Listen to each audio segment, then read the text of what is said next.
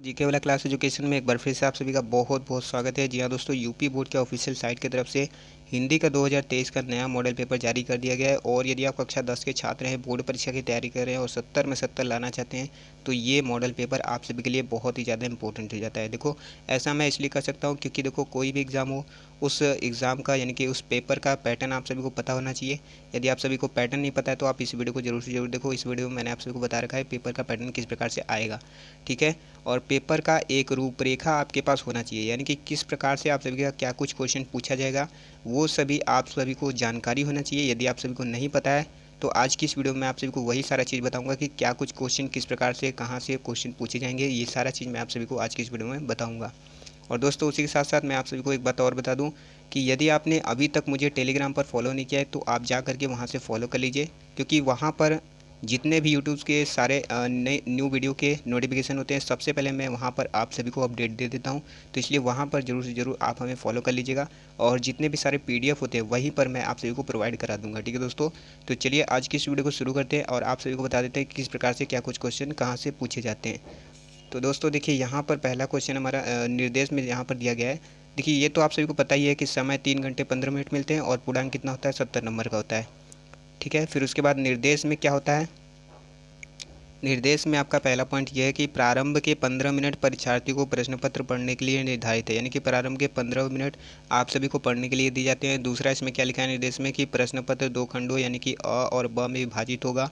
प्रश्न पत्र के खंड अ में बहुविकल्पी प्रश्न दिए जाएंगे, जैसा कि यहाँ पर दिया गया है, ठीक है दोस्तों। और ये कितने नंबर का रहेगा, 20 अंकों का रहेगा, यानी कि 20 नंबर के आप सभी के ऑब्जेक्टिव टाइप क्वेश्चन पूछे जाएंगे। और वो भी मैं आप सभी को बताऊंगा कि क्या कुछ कैसे आप सभी को करना होगा। देखिए, उसके बाद क्या लिखा है कि जिसमें सही विकल्प का चयन करके ओएमआर शीट पर नीले अथवा काले बॉल पॉइंट पेन से सही विकल्प वाले गोले को पूर्ण रूप से काला करें।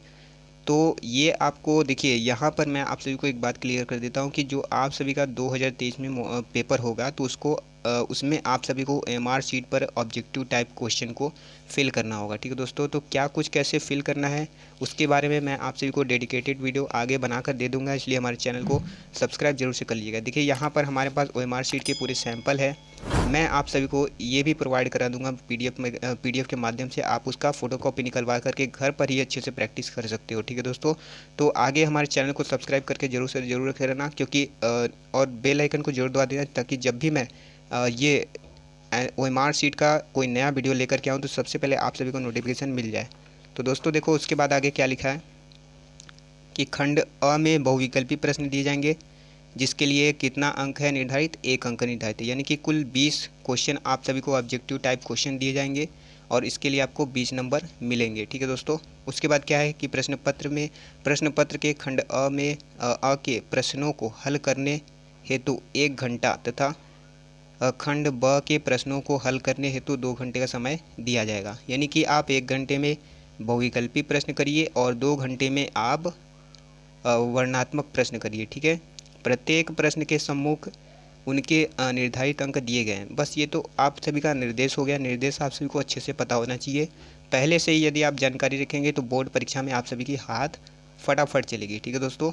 चलिए अब आगे देखते हैं बहुविकल्पी में क्या क्वेश्चन कैसे दिया गया है आप सभी का। तो दोस्तों देखो, इस प्रकार से आप सभी का बहुविकल्पी प्रश्न पूछा गया है कि बाबू गुलाब राय के किस युग के लेखक हैं। बाबू गुलाब राय किस युग के लेखक है, तो इसका राइट आंसर क्या हो जाएगा, द्विवेदी युग के लेखक है, ठीक है दोस्तों। चिंतामणि किस विधा की रचना है, चिंतामणि ये है आप सभी का निबंध विधा की रचना है, ठीक है दोस्तों। तो देखो, इसी तरीके से आप सभी का 20 नंबर का ऑब्जेक्टिव टाइप क्वेश्चन पूछा जाएगा। यहाँ पर मेरे पास है पूरे 20 क्वेश्चन का ऑब्जेक्टिव टाइप। देखो यहाँ पर पूछा गया है ना, इस तरीके से। ये क्वेश्चन नंबर यहाँ पर 17 दिखा है, यहाँ पर नहीं दिख रहा है, आप सभी को दिखा देता हूँ। 17 क्वेश्चन नंबर यहाँ पर हो गया। उसके बाद आप सभी का ये 20 नंबर आप सभी का क्वेश्चन आंसर 20वां नंबर है ये ऑब्जेक्टिव टाइप का, ठीक है। तो 20 नंबर आप सभी के ऑब्जेक्टिव टाइप क्वेश्चन बनेंगे। उसके बाद आप सभी का आ जाता है वर्णनात्मक प्रश्न।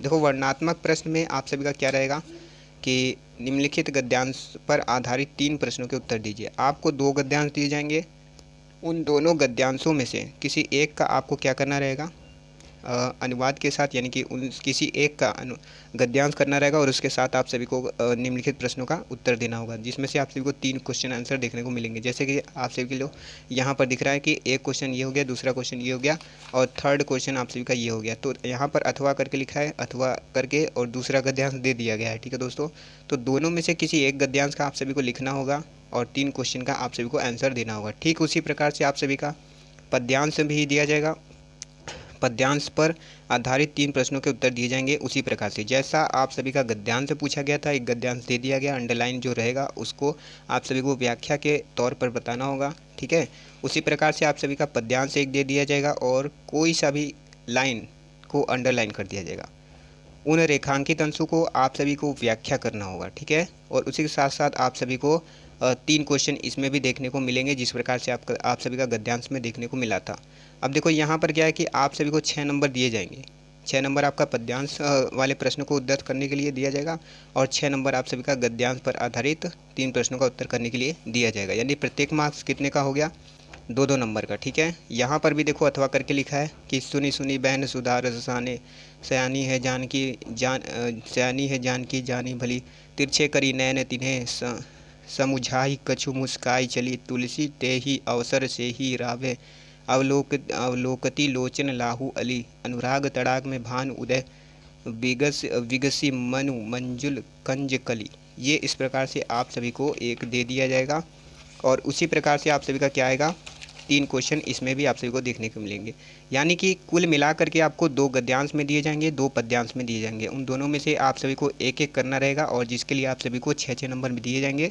कुल मिला करके आप सभी का गद्यांश पद्यांश से आप सभी का 12 नंबर पूछा जाएगा। ठीक है, उसके बाद देखिए दिए गए संस्कृत, 3rd नंबर पे क्वेश्चन आता है कि दिए गए संस्कृत गद्यांशों में से किसी एक का संदर्भ सहित हिंदी में अनुवाद कीजिए। तो यहाँ पर क्या है कि 5 नंबर का आप सभी का एक गद्यांश दिया जाएगा संस्कृत का। ठीक है, उसको आप सभी को क्या करना रहेगा, हिंदी में अनुवाद करना रहेगा। तो आपको 2 गद्यांश दिए जाएंगे जिसमें से आपको करना कितना रहेगा, केवल एक गद्यांश का आपको हिंदी में अनुवाद करना रहेगा। ठीक उसी प्रकार से आप सभी का संस्कृत में एक श्लोक दिया जाएगा, यानी कि 2 श्लोक दिए जाएंगे पद्यांश संबंधित। ठीक है, और 2 श्लोकों में से किसी एक श्लोक का आप सभी को अनुवाद हिंदी में करना रहेगा। ठीक है, इसके लिए भी आप सभी को कितना नंबर दिया जाएगा, 5 नंबर इसमें गद्यांश वाला और 5 नंबर ये आप सभी का 5 नंबर ये पद्यांश वाला हो गया और 5 नंबर आप सभी का गद्यांश वाला हो गया। ठीक है दोस्तों, इस प्रकार से आप सभी का क्वेश्चन पूछा जाएगा।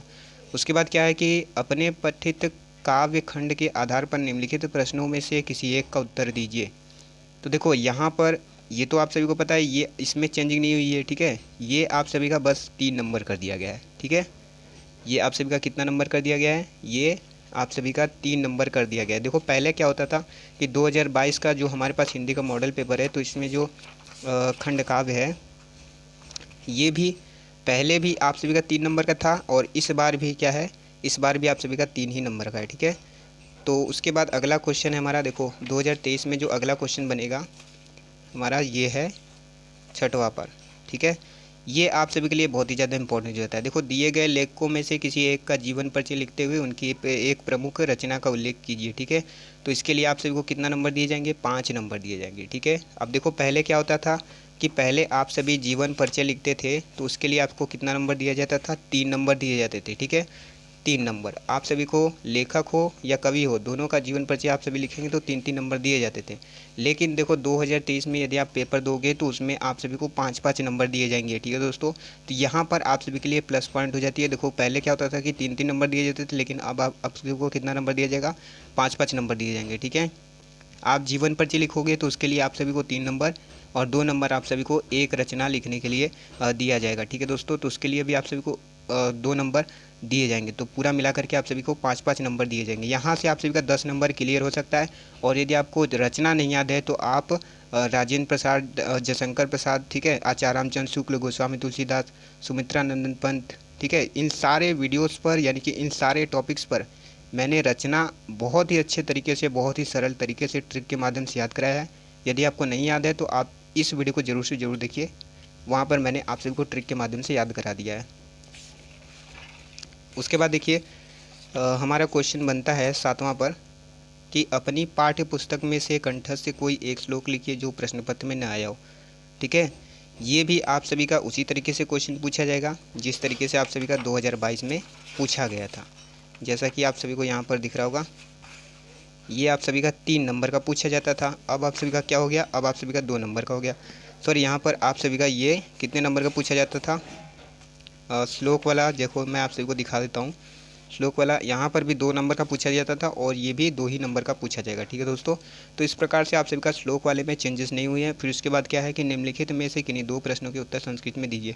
हाँ देखो, ये वाला चेंजिंग हुआ है, जैसा कि मैंने आप सभी को बताया था इसके पिछले वीडियो में कि आप सभी को जो पहले क्वेश्चन करते थे तो उसके लिए आप सभी को 2 नंबर दिए जाते थे, लेकिन अब जो 2023 में आप सभी का क्वेश्चन करेंगे तो उसके लिए आप सभी को कितना नंबर दिए जाएंगे, 2 क्वेश्चन ही करने होंगे। यहाँ पर देखो साफ साफ लिखा है कि निम्नलिखित में से किन्हीं 2 प्रश्नों का उत्तर संस्कृत में दीजिए। आप 2 प्रश्न करेंगे, उसके लिए आपको कितना नंबर दिया जाएगा, 4 नंबर दिया जाएगा। प्रत्येक क्वेश्चन कितने नंबर का होगा, 4-4 नंबर का, बस सॉरी 2-2 नंबर का होगा। ठीक है दोस्तों, तो इस प्रकार से आप सभी के कुल मिलाकर के 2 क्वेश्चन करेंगे तो आपको 4 नंबर दिए जाएंगे। ठीक है, तो देखो ये आप सभी के लिए बहुत ही ज़्यादा इंपॉर्टेंट हो जाते हैं। इसमें थोड़ा सा चेंजेस हुए हैं।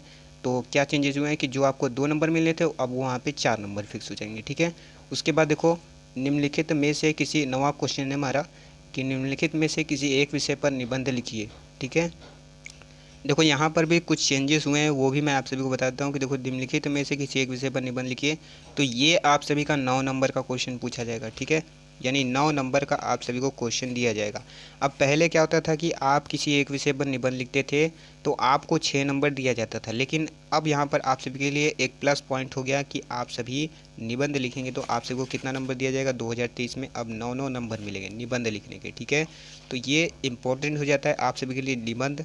और मैं आप सभी के लिए निबंध का भी एक नया वीडियो बना करके ले करके आऊँगा कि किस प्रकार से आप सभी को बोर्ड की परीक्षा में निबंध लिखना चाहिए। ठीक है दोस्तों, तो देखो दोस्तों इसी प्रकार से आप सभी का निबंध पूछा जाएगा। पर्यावरण संरक्षण के उपाय, आतंकवाद कारण एवं निवारण, जनसंख्या लाभ हानि। ठीक है, नारी सशक्तिकरण। देखो इसमें से जनसंख्या जो लाभ हानि है वाला है, ये वाला क्वेश्चन बहुत ही ज़्यादा इंपॉर्टेंट होता है। ठीक है दोस्तों, तो इस क्वेश्चन को आप अच्छे से तैयार कर लेना, थर्ड वाला जनसंख्या लाभ और हानि। और हाँ दोस्तों, उसी के साथ साथ यदि आप इस मॉडल पेपर का पूरा सोल्यूशन वीडियो चाहते हो तो आप हमें कमेंट कर देना। मैं आप सभी के लिए नेक्स्ट वीडियो में इस मॉडल पेपर का पूरा सोल्यूशन वीडियो लेकर के आ जाऊँगा। ठीक, तो दोस्तों आज की इस वीडियो में बस इतना ही, मिलते हैं एक और नई वीडियो के साथ।